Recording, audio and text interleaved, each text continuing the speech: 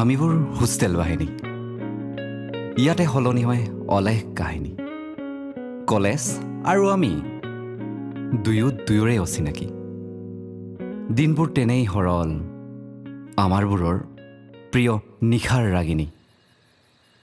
আমিবোৰো অদ্ভুত আছিলোঁ ৰাতিবোৰৰ দৰে।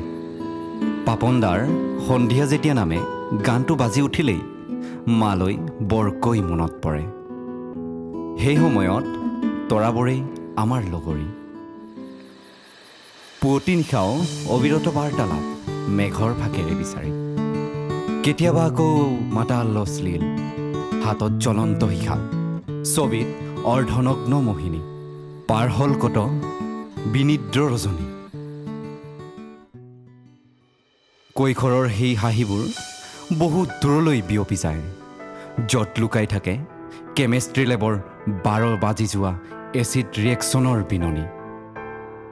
আমাৰ শুকান জিভাবোৰত অলেখ জুতি, হালধিবিহীন নিমখীয়া দাইল আৰু কয়লাখনিৰ আলু ভাজি।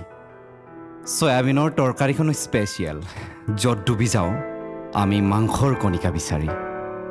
অলেখ ৰেচিপি হোষ্টেলৰ কেৰাহীত, সাক্ষী হৈ ৰল আমাৰ নিৰ্ভেজাল গালিত। হোষ্টেল বাহিনীয়ে বুজে ছাদত থোৱাবোৰ কেনেকৈ উৰে।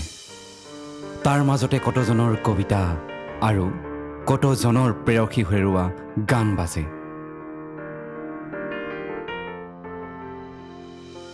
অসংখ্য ৰূপালী আড্ডাই দেৱালত আচুৰ মাৰে। সেই আচুৰবোৰো স্মৃতিৰ টোপোলাত চিলনি হৈ উৰা মাৰে এদিন চিৰদিন।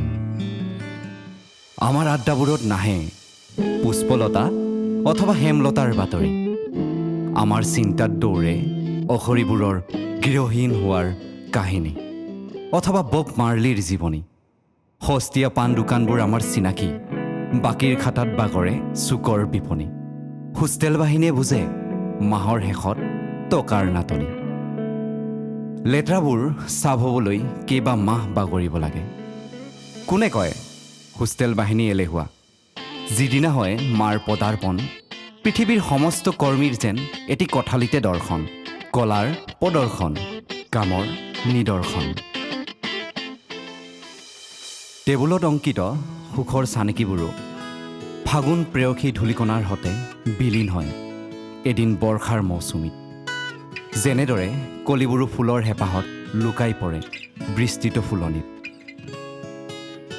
মনত পৰে এদিন খোজ দিছিলোঁ সেই পদূলিত, য'ত সাজিছিলোঁ দুবছৰীয়া সাহসৰ প্ৰাচীৰ।